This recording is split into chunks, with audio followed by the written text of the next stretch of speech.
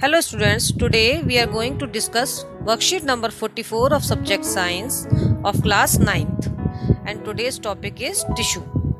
बेटा आज हम स्टार्ट करने जा रहे हैं नया चैप्टर का नाम है टिश्यू और सब टॉपिक है meristematic tissue. How do the cells in our body work and do plant cells function the same way as our cells work.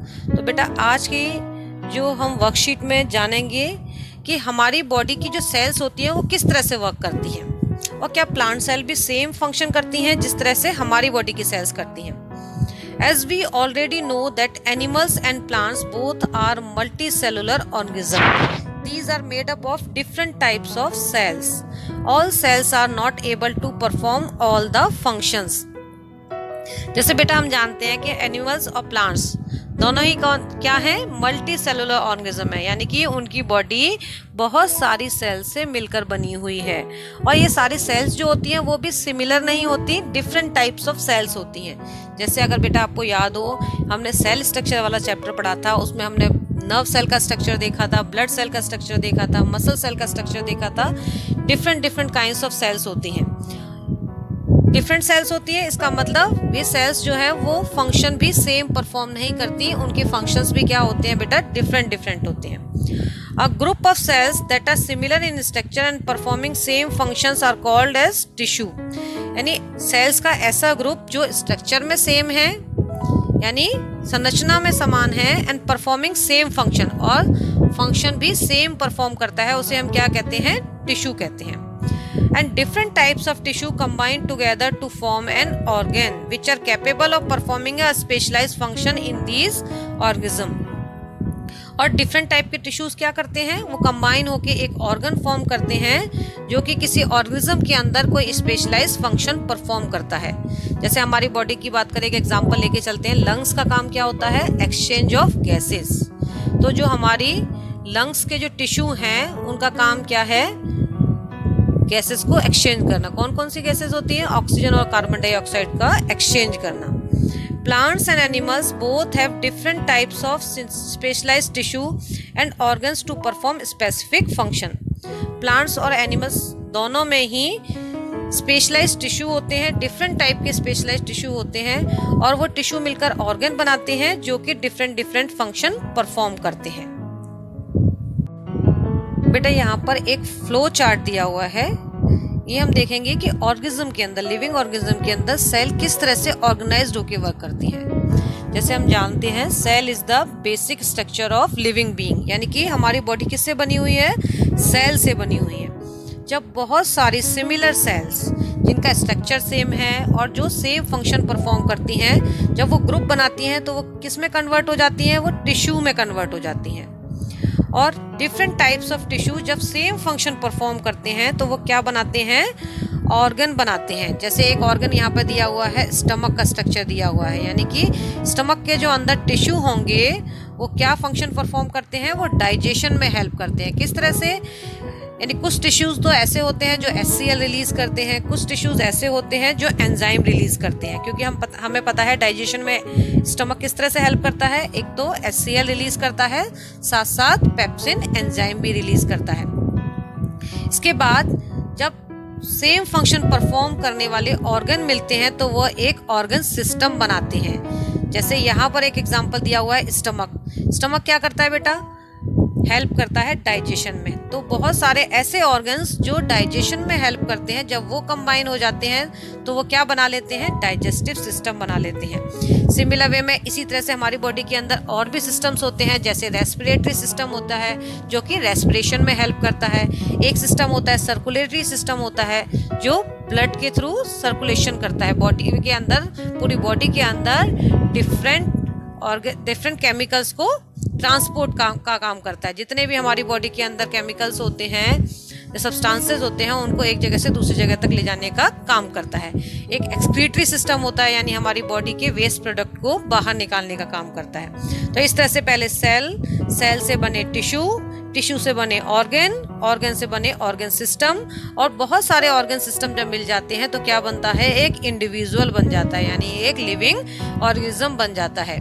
Similar way में बेटा ऐसा ही स्ट्रक्चर प्लांट्स के अंदर होता है, सेल देन टिश्यू, उसके बाद ऑर्गन और उसके बाद ऑर्गन सिस्टम एंड इंडिविजुअल। बेटा अब हम देखेंगे एनिमल टिश्यू और प्लांट टिश्यू में क्या डिफरेंस है। Animal tissues, most of the part of animal tissues are living, यानी बेटा हमारी बॉडी या एनिमल की बॉडी के अंदर जितने भी टिश्यूज होते हैं वो मोस्टली लिविंग सेल से मिलकर बने होते हैं। They need more energy and there growth is balanced and controlled. क्योंकि हमारी बॉडी में मोस्टली लिविंग टिश्यूज होते हैं, इस वजह से हमारी बॉडी को या एनिमल बॉडी को मोर एनर्जी की रिक्वायरमेंट होती है, ज़्यादा जरूरी एनर्जी की रिक्वायरमेंट होती है as compare to plant tissue. Their growth is balanced and controlled. और हमारी बॉडी टिश्यू या एनिमल बॉडी टिश्यू की जो ग्रोथ होती है वो बैलेंस्ड होती है और कंट्रोल होती है। जैसे हम अपनी बॉडी का ही देख लें कि जो हमारी बॉडी का हर ऑर्गन है उसकी एक स्पेशलाइज शेप होती है, और वो किसी भी ऑर्गेनिज्म के अंदर, किसी भी ह्यूमन बीइंग के अंदर हम देखेंगे वो पर्टिकुलर वही शेप गेन करता है। जब वो ऑर्गन बड़ा होता है तो प्रॉपर वही शेप गेन करता है जो हर ह्यूमन बीइंग के अंदर होती है। दूसरा आता है plant tissue. Plants do not show locomotion, so most of the tissue in the plants are provide support to the plants. बेटा हम देखते हैं कि जो प्लांट्स होते हैं वो लोकोमोशन नहीं कर सकते, इसका मतलब वो मूवमेंट नहीं कर सकते। इसी वजह से मोस्टली टिश्यूज जो होते हैं प्लांट्स के अंदर, उनका मेन पर्पस क्या होता है, प्लांट्स को सपोर्ट करना, यानी अपराइट रखना, उसको सीधा खड़ा रखना। Most of them are made up of dead cells. Mostly plant tissues कैसे होते हैं, डेड सेल्स होते हैं, बने होते हैं। किस लिए, प्लांट्स को सपोर्ट प्रोवाइड करने के लिए। Thus the growth in the plant restricted to a few parts only, they need less energy. क्योंकि वो मोस्टली डेड सेल से बने हुए हैं, इस वजह से जो प्लांट्स में ग्रोथ रीजन होते हैं वो बहुत थोड़े होते हैं, यानी हर रीजन में ग्रोथ नहीं होती, थोड़े थोड़े पार्ट्स में ही ग्रोथ होती है। इसी वजह से उनको एनर्जी की रिक्वायरमेंट भी कम होती है। Some tissues keep on dividing throughout the life of the plant.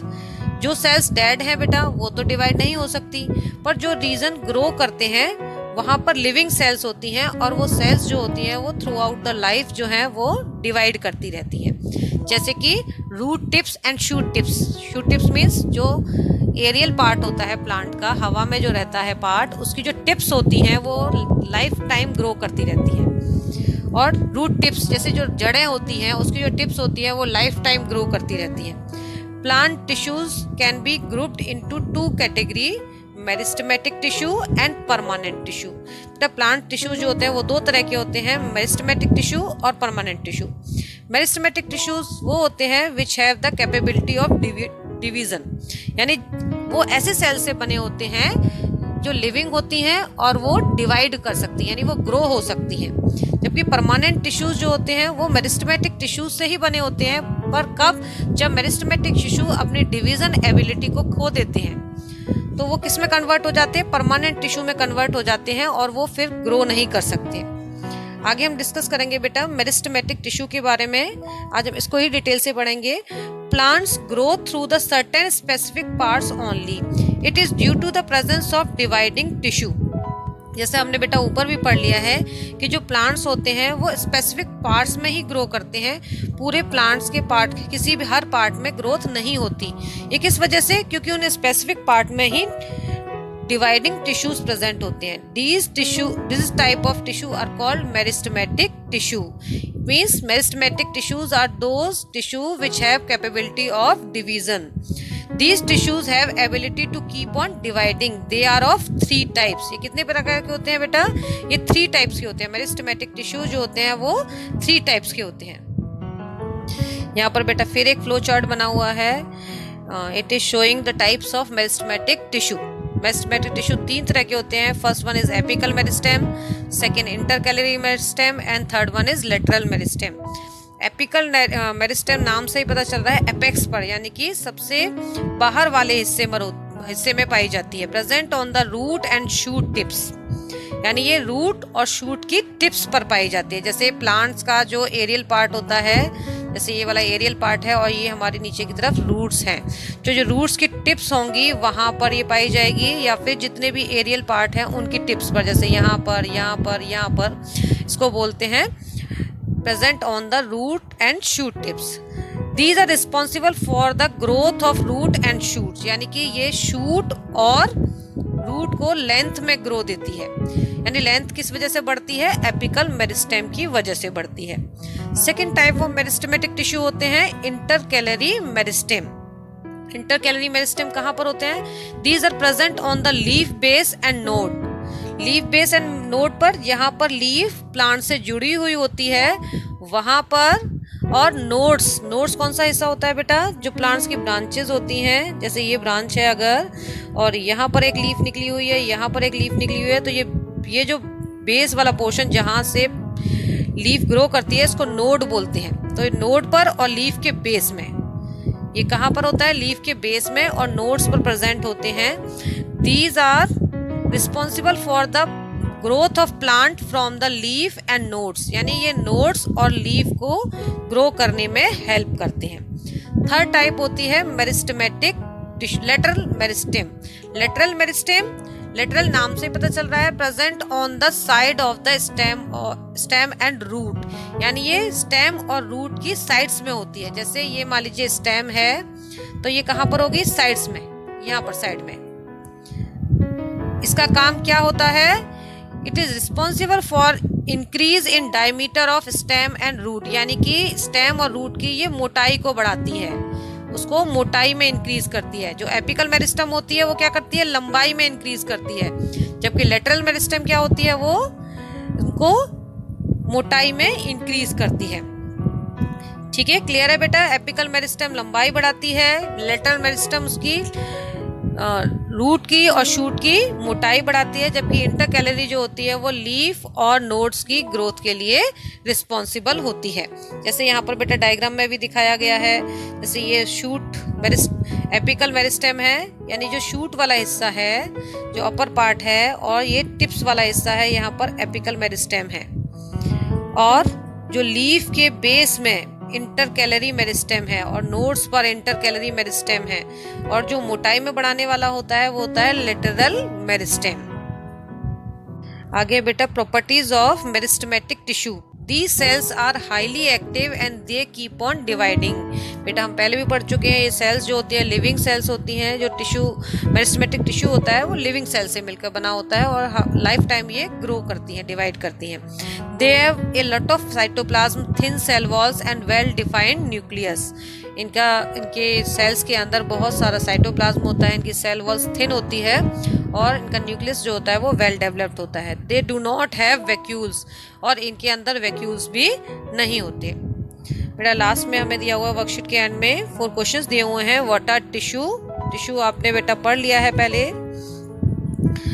Next है write two differences between plants and animals tissue. चलो एक बार हम इसको देख लेते हैं इस पोर्शन को। What are tissue?